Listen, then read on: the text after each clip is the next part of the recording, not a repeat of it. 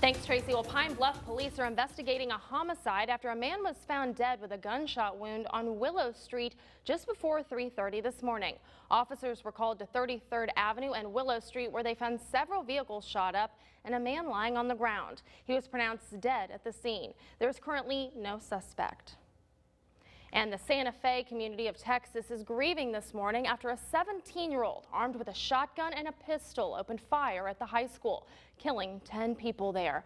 The suspected shooter, Dimitrios Pagortzis, is now in custody on murder charges. Santa Fe police confirmed possible explosive devices were also found on and off campus. It was the nation's deadliest attack since the massacre at Parkland, Florida earlier this year. Out of respect for the victims of yesterday's attack, President Trump has ordered the United States flag to be flown at half-staff until sunset on May 22nd. That's next Tuesday. North Little Rock police make an arrest in the murder of a homeless man in the Riverfront Park earlier this month. Willie Earl Washington is charged with murder in the second degree. He turned himself in after detectives named him as a suspect in the stabbing death of Ronald Campbell on May 5th. Police have not said what led up to the murder. Washington is being held without bond pending his first court appearance. North Little Rock has this man, 39-year-old Lynn Buster Davis, behind bars after detectives linked him to a string of recent robberies. Officers arrested him Thursday night on the 800 block of Cypress Street. He's in the county jail facing 3 counts of robbery and 3 counts of theft. The Beebe School District releases a statement of support for the middle school principal, Brandy Dillon. She was arrested Thursday amid charges of hosting a house party with underage drinking and smoking. Superintendent Belinda Shook says people can be quick to assume someone is guilty until proven innocent, which is the opposite of how our legal system works. She says Principal Dillon is on paid administrative leave. After multiple attempts to get a casino proposal on the November ballot, a citizens group is suing Attorney General Leslie Rutledge. THV 11's Erica Ferrando was in Judge Wendell Griffin's courtroom Friday, where Rutledge was set to testify.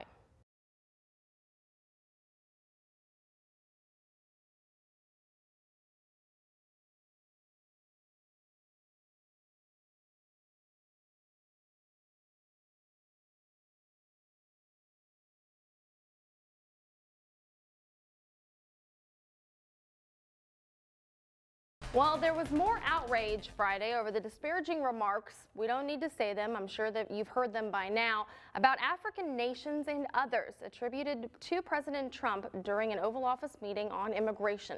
Several foreign governments requested an explanation from U.S. diplomats.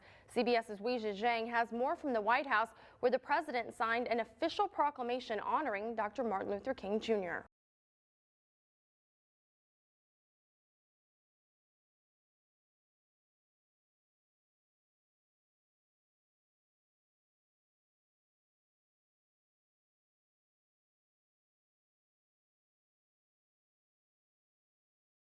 New overnight, the government is shut down. Senators blocked a House-approved continuing resolution that would have paid the bills through mid-February. Now, the White House says it won't reopen immigration talks until Congress reopens the government. Democrats were holding out for a comprehensive spending bill and a deal to protect the so-called dreamers who were brought to the U.S. illegally as children.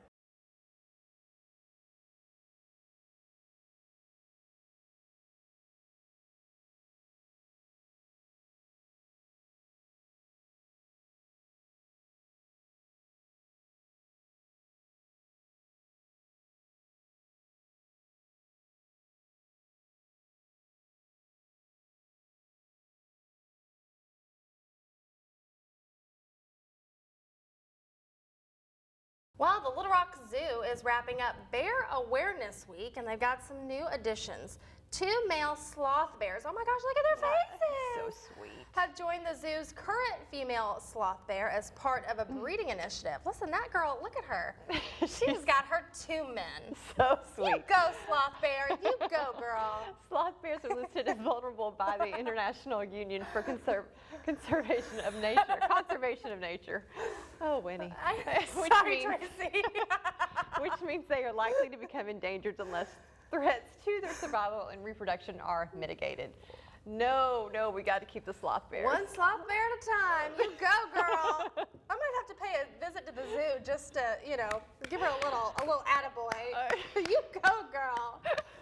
I wonder which one she'll pick. I kind of like the one on the left. Oh, I don't want the guy on the right to feel bad, though. I mean, you know what? Survival of the fittest, Tracy. It's sloth bear. Go for it. Listen, she can have both. That's right. She gets to have her both, man, if she wants to. The zoo gave her both. She gets to have both. All right. We're being told we have to do the weather now. The weather. The sloth love affair is over. Hey, Tracy, right. is it a good day to go to the zoo and meet the sloth bears? It's an excellent day to go to the zoo and meet the sloth bears and her two men. You go, girl.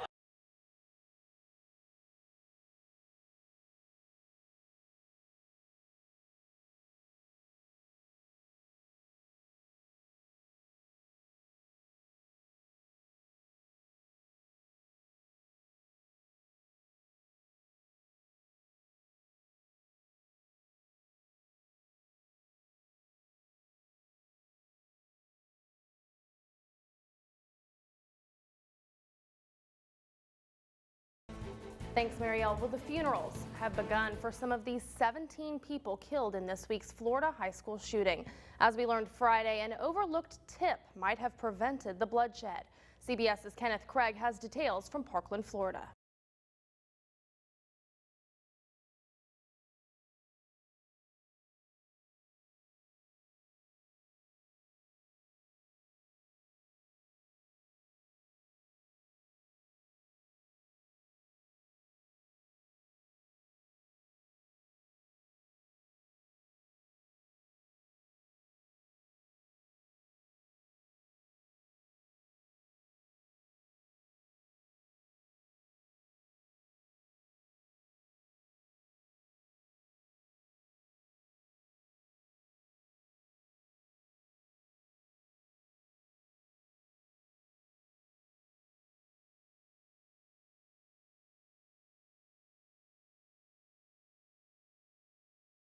Disturbing story this morning. The bodies of two infants are headed to the state crime lab today after they were found in a suitcase in Cross County.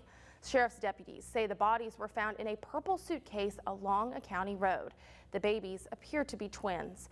Autopsies by the state crime lab should help investigators determine how and when the infants died. We have updates this morning on 3 separate fatal shootings Thursday in central Arkansas. We begin in Jacksonville, where police released the names of 2 people killed in an apparent murder-suicide. The victim is 49-year-old Dennis Marie Hildreth, apparently shot to death by her ex-husband, James Price, also 49. Both were found in their Hamilton Street home around 1:30 p.m. Thursday. A 4-year-old child police found at the scene is now back in custody with family.